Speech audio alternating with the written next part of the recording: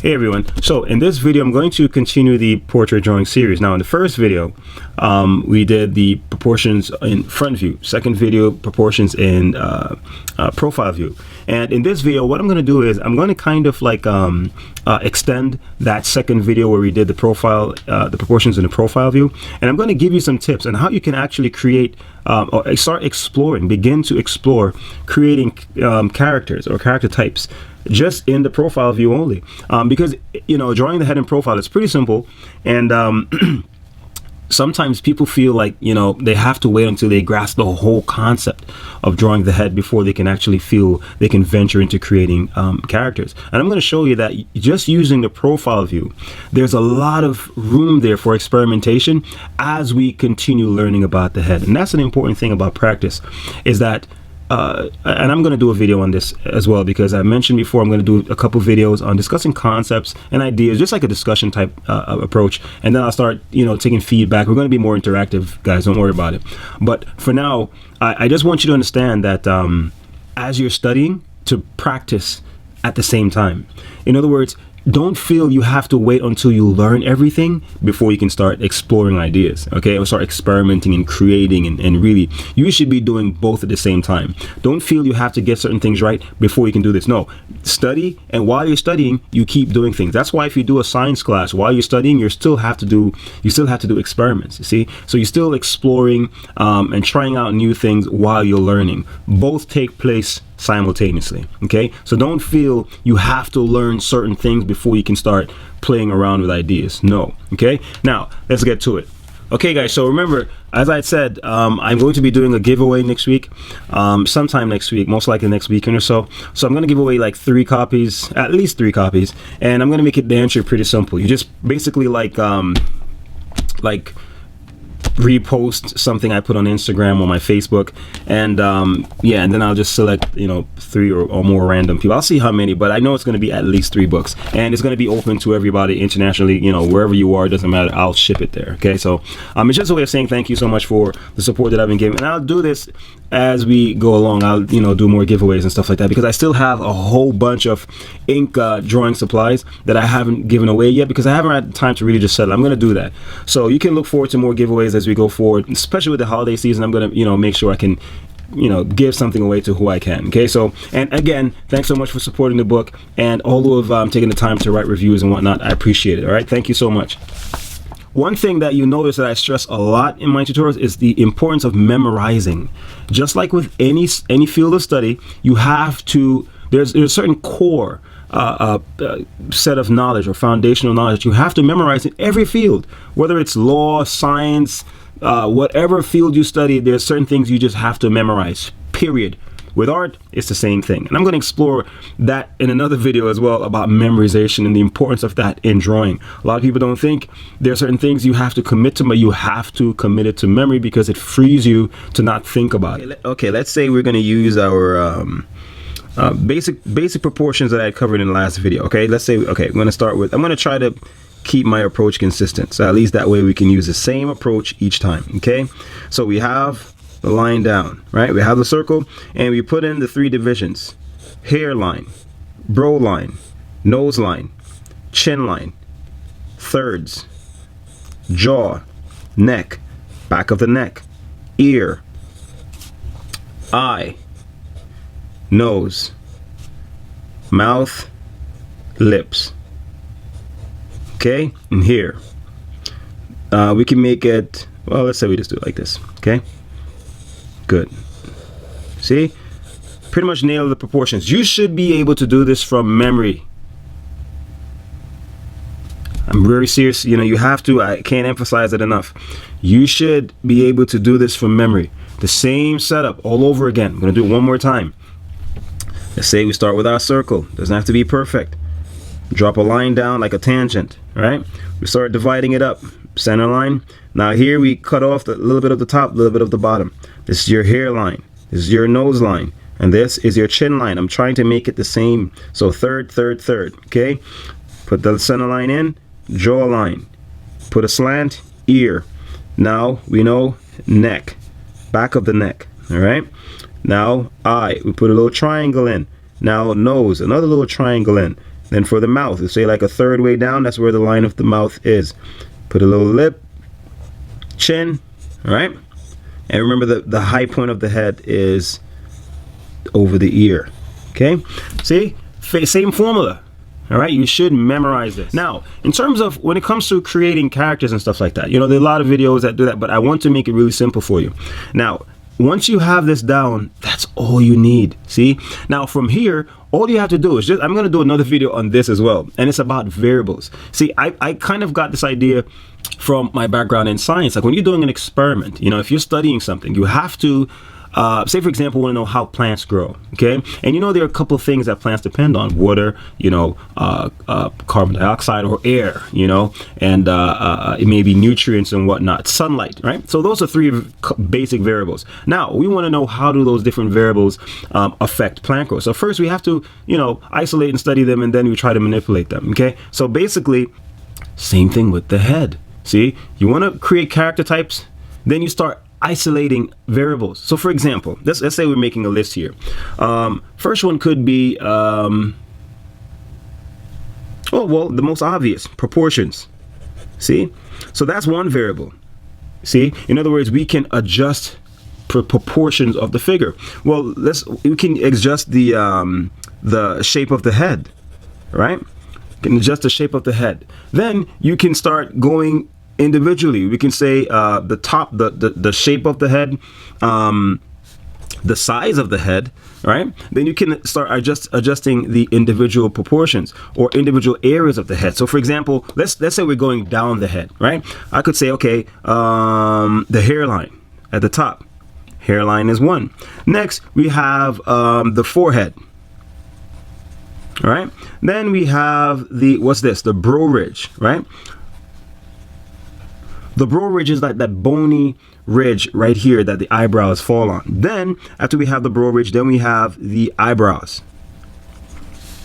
Then you have the nose and the eyes. Then the ear. Right? We have the ear. And then we have the mouth and the lips and the chin and the neck and the jawline. All right? Then when we have hair, okay? Now, look at all this. What you're seeing here is a list of things that you can manipulate to create different character types. You understand what I'm saying?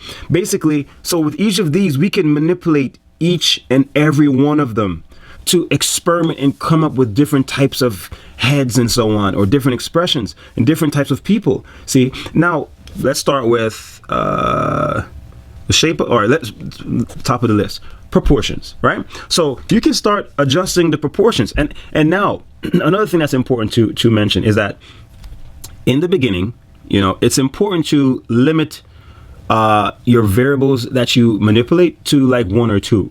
Okay, so in other words, don't try to change all of these at the same time.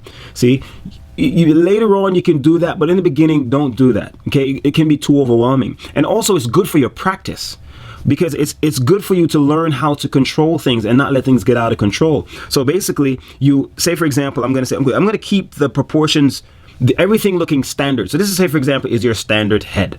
Okay, you can say, okay, this is my standard head. I'm going to have nose looking like that, and you can decide what your standard is. But I'm just saying, okay, I'm going to make this my standard. All right, this is going to be, you know, what a standard head looks like. This is my model. All right. Now, keeping everything else, you know, pretty consistent, I'm going to manipulate proportions. So what do I mean? This means I can, you see, instead of making this top third, right? This is the first third, second third, and the third third, right? 3 divisions. Let's say I'm going to make the top one smaller or larger. See? And I'm going to keep everything else consistent. So for example, I may have something like this. So it would usually be like this, right? But now I'm going to expand this top third. So now it's going to look something like this. So I'm going to exaggerate it. So now the head may look something like this.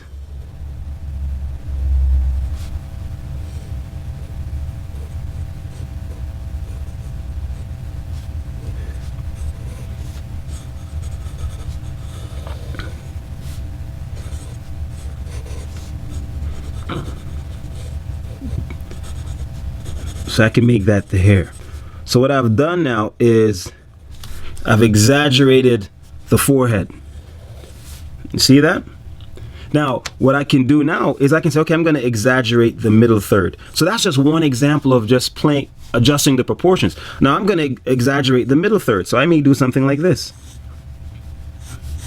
So instead of having this equal to this, I'm going to make this one extremely long, right? But I'm going to keep the bottom third pretty consistent. So I may have something that looks like this. So notice that I'm not exaggerating the features as yet. I'm keeping everything else consistent and just exaggerating that, or manipulating that one aspect. So in other words, I am just manipulating one variable at a time. Okay, and then eventually you can start increasing the amount of variables and then mismatching the variables. See, that's how you come up with all these different variations. All right, so now here's the forehead, but now I'm going to exaggerate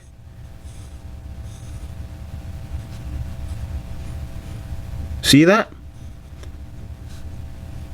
And then I'm going to make this be pretty much the same.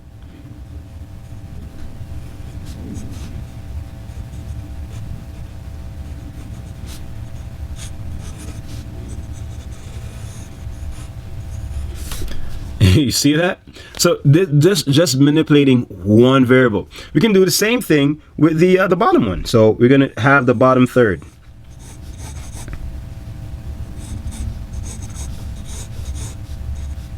So this bottom one is going to be pretty long, like this. You see that? So now everything else looks pretty normal. And now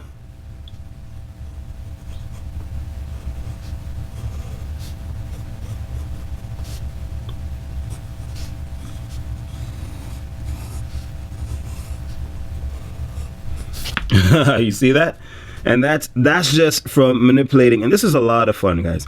And this is just from manipulating one variable, and that's proportion. As a matter of fact, one variable, one part of one variable, because all of these still fall under the variable of proportions, and I'm just manipulating one aspect of proportion. So now I can even say, okay, you know what I'm going to do now is I'm going to extend the top third and shrink the bottom third. So that may end up with something like this. So that's like my standard proportions, right? And I have that in my mind, like, okay, this is what the standard proportions are going to be like, right? See, everything, you have a third, but now I'm going to extend this one.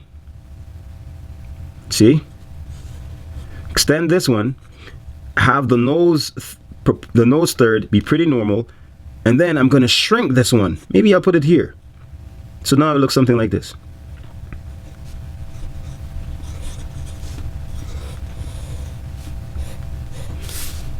You see that? So this is the top of the head here. So even though, you know, I'm going to erase it so it doesn't get in the way. And this is just keeping things pretty consistent as far as the other variables. I'm trying to notice that the nose, everything looks pretty consistent because I'm not manipulating those as yet. So what I've done now is I've adjusted two variables of under proportions. I've made the third much smaller and extended the larger third.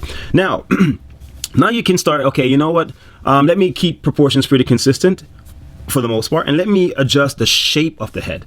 See, so now you can say, okay, let me play around with. So say for example, you just start putting down random shapes. Like I'm going to put a shape like a bean. Let's put a shape like that.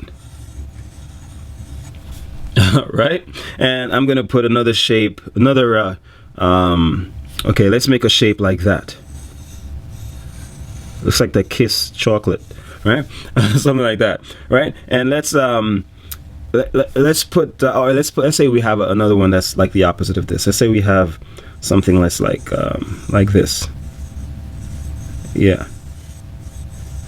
All right. And then what I'm going to do is I'm going to fit these proportions into these shapes. See, and that's another way of exploring. And now this is just two of the variables of this long list that involves the head. Right? So how would we do this? So first, I know that the eyes are going to be halfway, and that's assuming that I'm going to keep standard proportions. See, I could have exaggerated the proportions. That's taking it another level of variation. But I'm going to keep that consistent just so I can focus on the shape The shape is what I'm trying to go at, and keep everything else pretty okay, and then I may explore that afterwards, right? So so I know that, you know, the middle of the head will be here, right? Because that's where the eyes will be, because the eyes are halfway.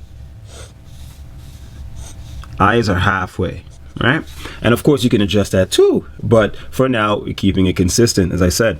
So the eyes are here, so I know that, you know, the brow line is going to be somewhere up here. The brow line is here, the hairline is here, and we know the nose line is the same distance as the brow line, and then here we have the chin. So 1/3, 2/3, 3/3, right? And now all it is just a matter of warping the head into this shape. So now this will be my forehead, kind of like I'm going to take that shape, right? And the nose is kind of like I'm going to have the nose like that, right? And then we have the mouth be like that.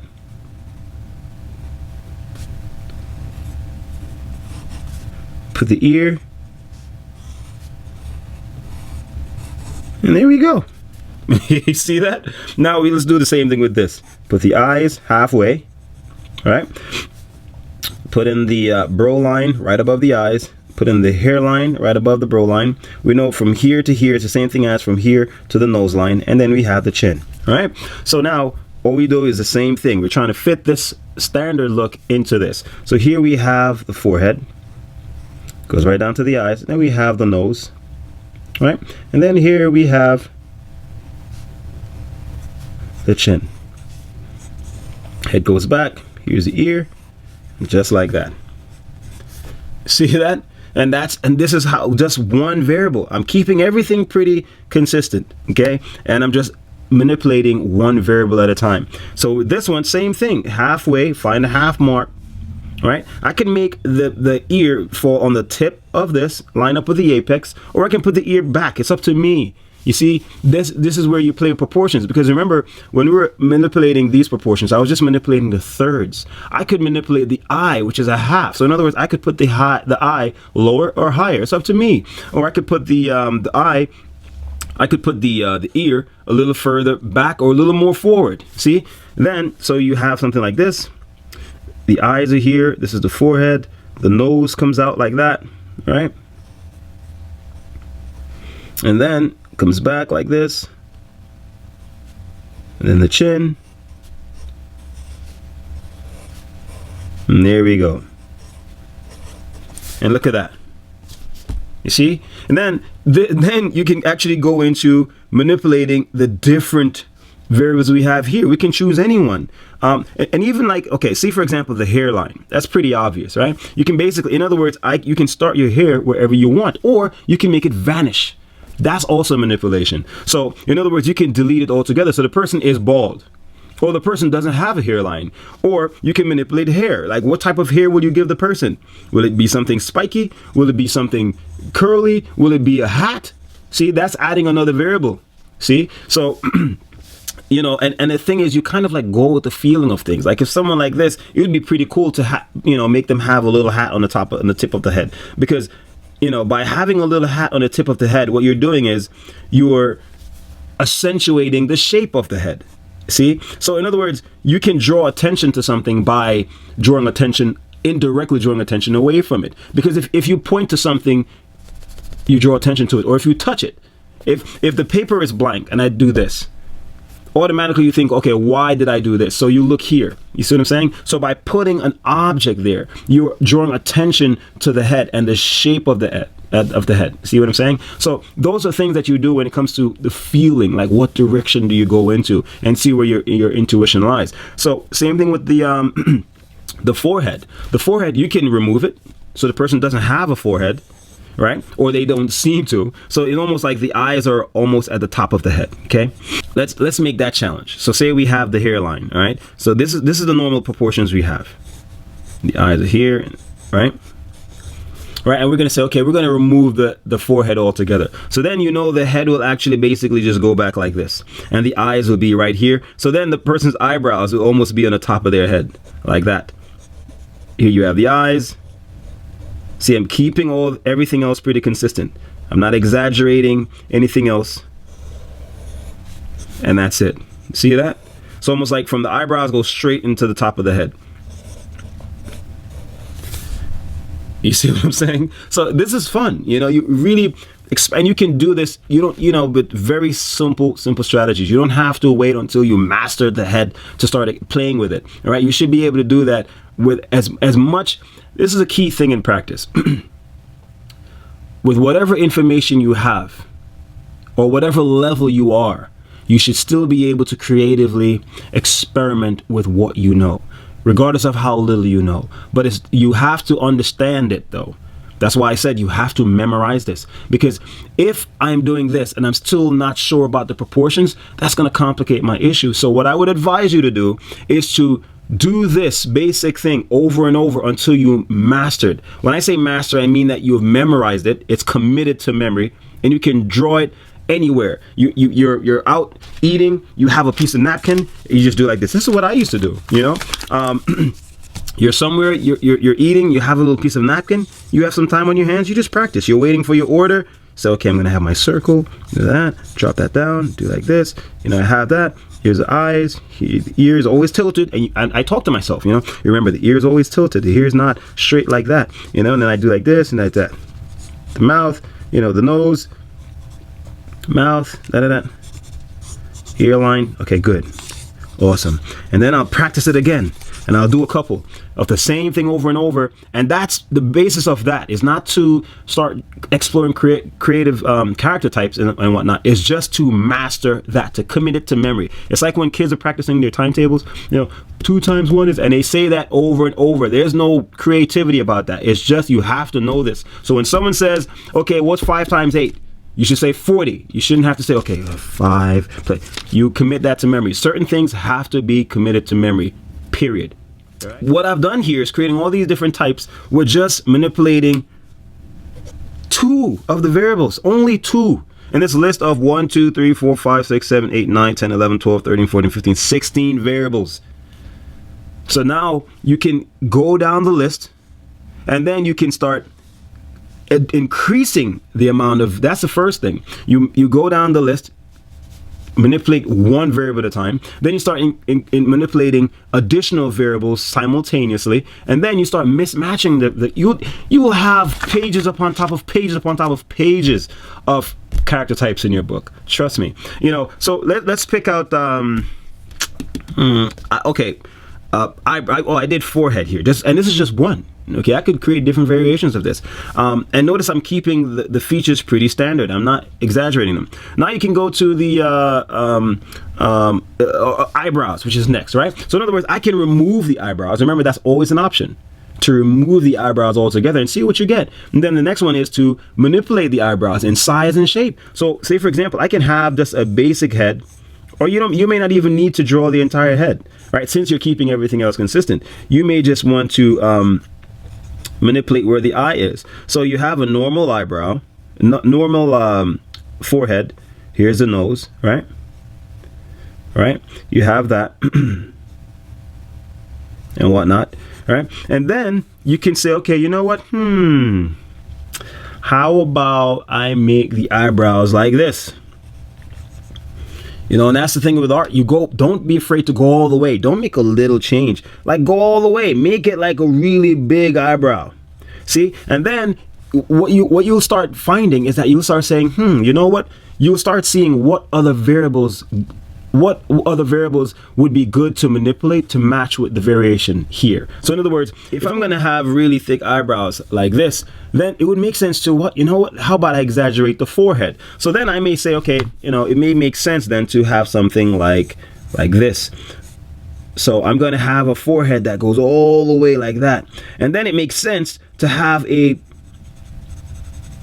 then with the nose to exaggerate or to bring out the exaggeration I've done in the eyebrows. What I'm going to do is I'm going to make the nose recede. So I'm going to bring the nose all the way back here. See that? And I'm going to make the rest of the head recede so that the eyebrow is the most protruding thing on the head. See? So you have something like that, all right? And then I'm going to bring the nose, the mouth and everything back like that.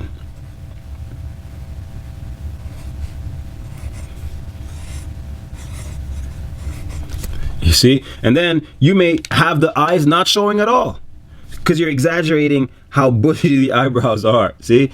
Or you can have the eyes be actually like hollow, so they're almost like hidden. You can't see them because of this overbearing eyebrow. You see what I'm saying? And that's how you start experimenting with stuff, you know?